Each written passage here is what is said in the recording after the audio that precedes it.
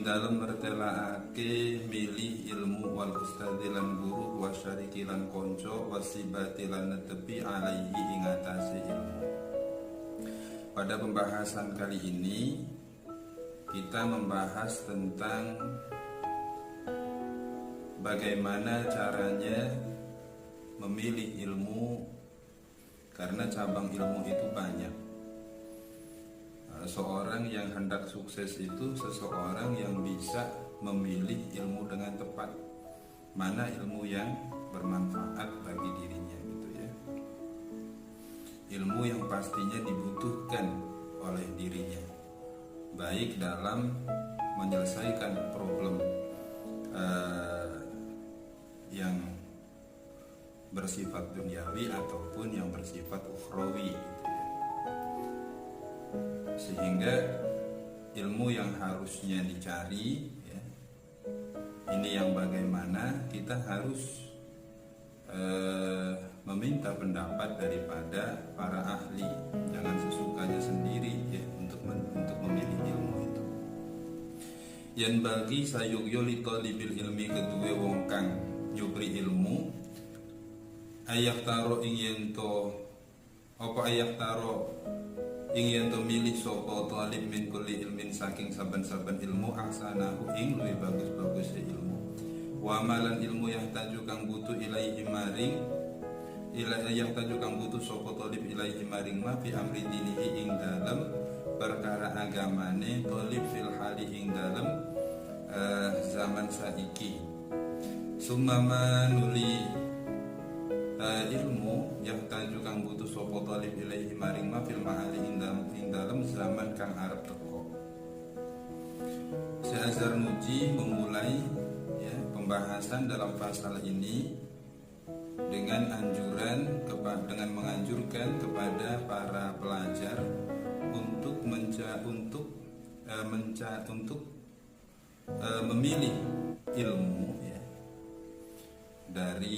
untuk memilih ilmu yang baik, untuk memilih ilmu yang baik. Ilmu yang baik yang dimaksud adalah yang bisa bermanfaat dan mengantarkan dirinya menuju kepada kebaikan. Nah, dari setiap ilmu ya, yang dibutuhkan pasti akan ada orientasi kepada kebutuhan sekarang dan kebutuhan di zaman yang akan datang. Kebutuhan akan ilmu ya, itu terbagi menjadi dua.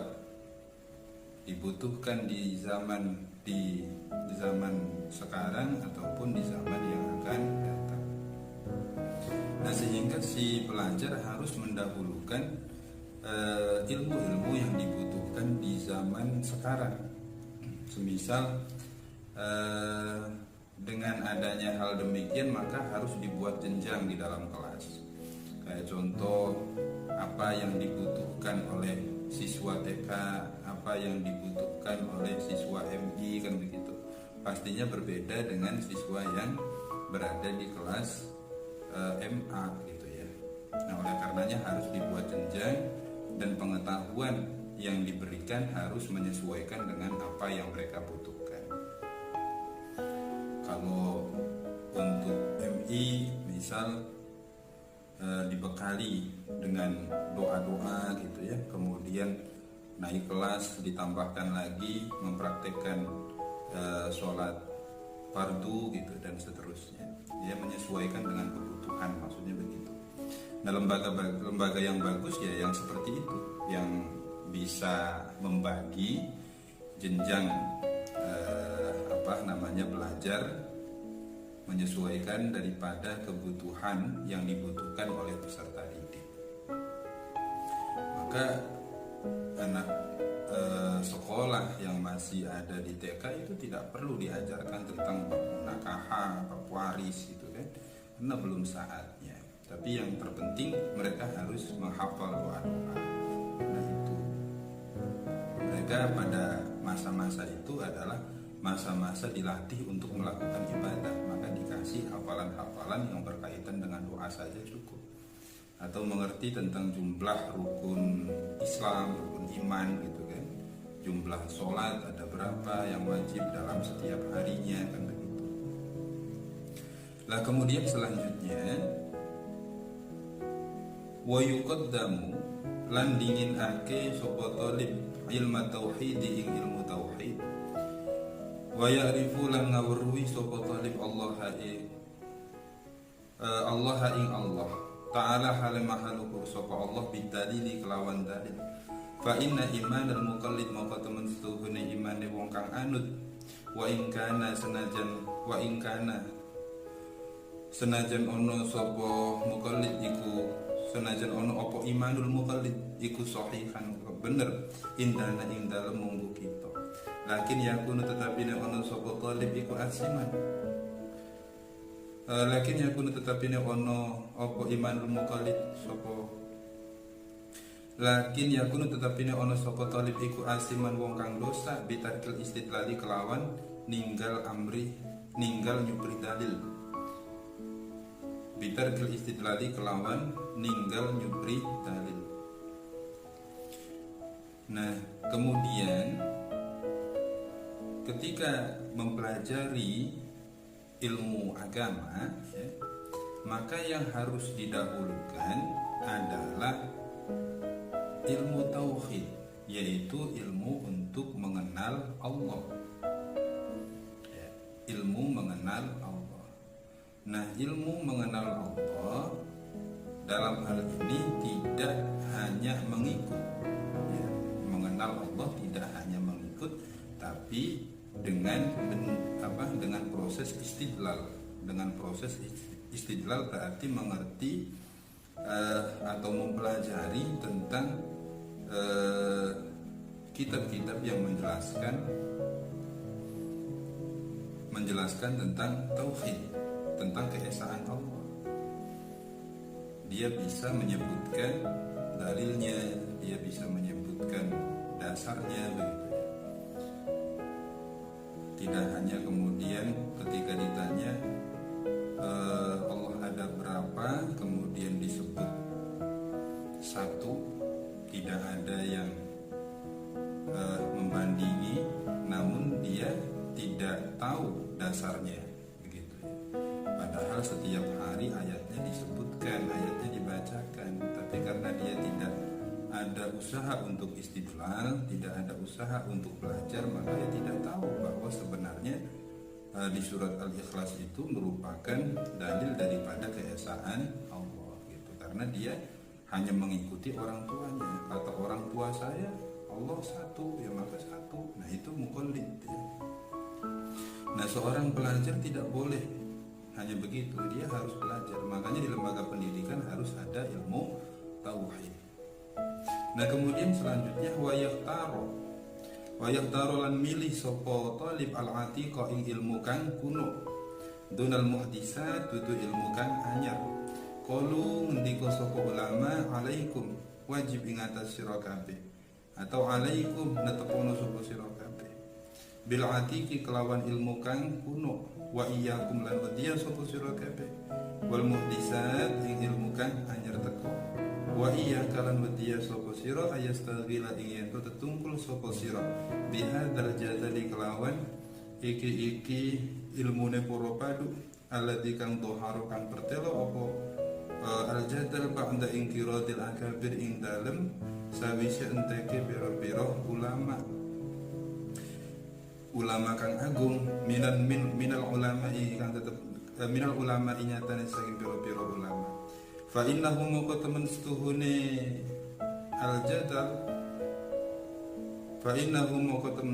al-jadal iku yaqudu aduh ake apa al-jadal at-taliba ing wong kang nyupri ilmu anil fikhi saking memahami agama wa yadi ulan ake apa jadal al-umra ing umur wa yurisulan maris ake opo al jadal al wahsyata ing permusuhan wal adawah tegese permusuhan para padu wa huwa utawi wa huwa utawi al jadaliku min asyrati saati setengah saking piro-piro tandane dina kiamat, wartifa'il ilmi lan ilangi ilmu, wal fikih lan fikih kada kaya mengkono-mengkono min asyrati sa'ah waradatu muqa fil hadisi ing dalam hadis Nabi. Nah, kemudian beliau juga menyampaikan bahwa yang mesti harus didahulukan, adalah ilmu yang kuno. Nah, ini menarik. Jadi di saat banyak lembaga yang melakukan transformasi kepada bentuk pendidikan modern dengan kurikulum modern, justru di dalam kitab Ta'lim Syekh Az-Zarnuji sejak zaman itu telah memprediksikan bahwa ilmu yang kuno itu ternyata ilmu yang penting untuk didahulukan. Ilmu yang kuno itu adalah yang penting untuk didahulukan. Jadi ilmu klasik dengan ilmu modern, yang lebih utama kata Syekh Az-Zarnuji adalah ilmu klasik. Kenapa? Karena ilmu klasik itu adalah dari Nabi gitu ya. Karena ilmu klasik itu dari Nabi. Nah, dalam hal ini bukan berarti Syekh Az-Zarnuji membeda-bedakan ilmu, tidak. Syekh Az-Zarnuji hanya menyampaikan dahulukan ilmu klasik karena ilmu klasik ini menjadi fondasi daripada pelajar, utamanya adalah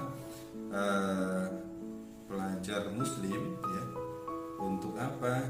Untuk memperbaiki dirinya, sehingga ketika dirinya sudah merasa bisa mengevaluasi dirinya dengan ilmu tersebut, maka kemudian ketika dia mempelajari ilmu pengetahuan umum atau ilmu-ilmu yang lain selain daripada ilmu agama, maka pondasinya sudah pakem, sudah kokoh gitu ya. Lah, maka di sini dijelaskan beliau menyampaikan pendapat ini berdasarkan daripada pendapat ulama. Ulama mengatakan alaikum bil atiq wa iyyakum wal muhtisat. Kata ulama, pertahankan ilmu tradisional, pertahankan ilmu klasik, dan waspadalah. Kalau saya maknai ini bukan takut, tapi waspadalah. Kalau takut itu seakan para ulama tidak mengizinkan kita untuk mempelajari ilmu-ilmu yang modern gitu ya. Jadi saya maknai wa iyyakum wal muhtisat, dan waspadalah terhadap ilmu-ilmu baru. Hal yang wajar kalau kita harus waspada dengan ilmu-ilmu yang baru, karena ilmu yang baru itu kan metodologinya berbeda, metodologinya berbasis penelitian, sehingga rentan memang dengan adanya kesalahan-kesalahan kan gitu. Oleh karenanya harus waspada. Yaitu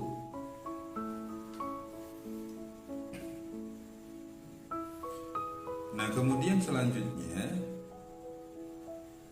beliau juga menyampaikan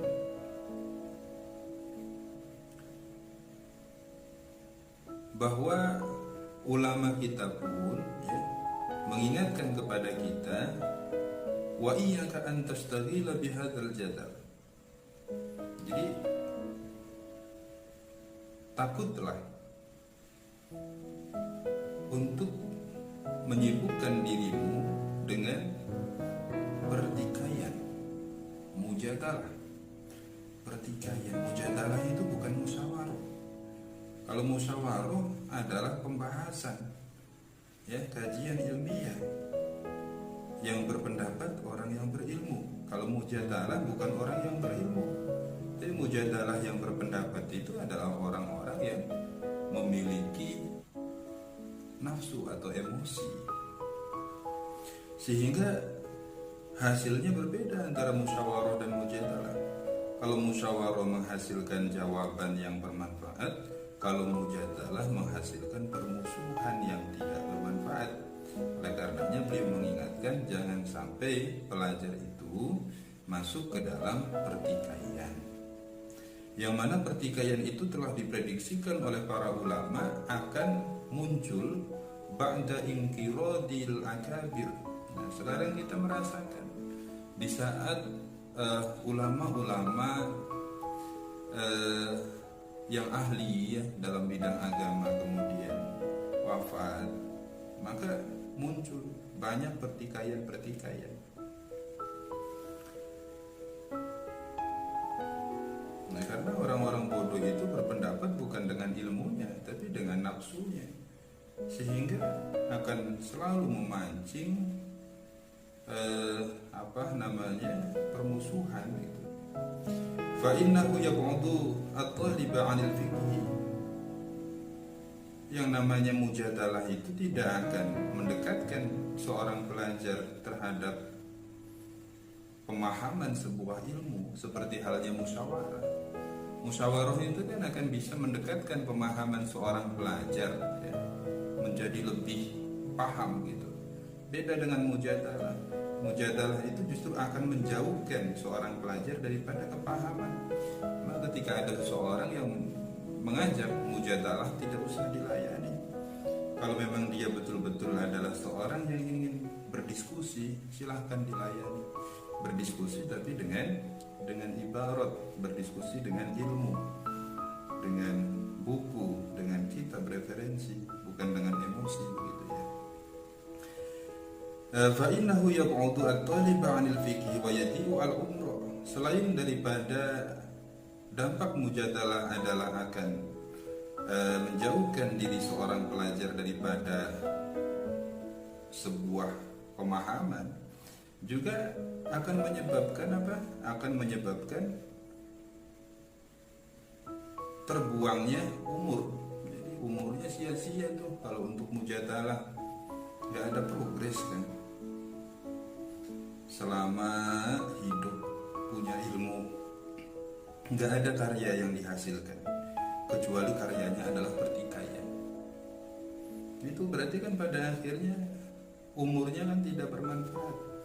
Ilmu yang dipelajari justru digunakan untuk bertengkar, bukan dijadikan untuk menyelesaikan problem, solusi gitu ya. Wa yurisu al-wahsyah. Nah, kalau sudah seperti ini maka akan menyebabkan Akan menyebabkan pada permusuhan, wal adawah. Wa huwa min asyrati sa'ah. Hal demikian ini merupakan bagian daripada tanda-tanda hari kiamat. Begitupun termasuk tanda kiamat adalah irtifa'ul ilmi, hilangnya ilmu. Hilangnya ilmu adalah disebabkan oleh apa? Bukan ilmunya yang hilang, tapi cara Allah adalah inqiradul akabir minal ulama, inqiradul ulama, menghabiskan ulama. Kalau ulama habis, kalau ahli ilmu habis, maka ilmu juga akan habis. Sekarang ini kita sudah merasakan banyak ulama-ulama kita, banyak ahli ilmu kita kemudian wafat begitu ya. Nah, hal yang seperti ini harus menjadi renungan bagi kita semua untuk lebih semangat ya, khususnya para pelajar harus lebih bersemangat dalam belajar supaya bisa meneruskan daripada perjuangan beliau yang sudah tidak ada itu. Nah, kemudian selanjutnya beliau Syekh Az-Zarnuji menyampaikan mengenai apa yang tadi dijelaskan ini.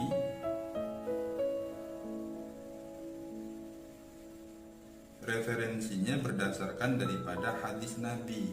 Jadi ketika beliau menyampaikan min asyrati sa'ah, bahwa inqiradul ulama, irtifa'ul ilmi itu termasuk daripada tanda-tanda kiamat. Kesimpulan itu didapat dari mana? Didapat dari hadis.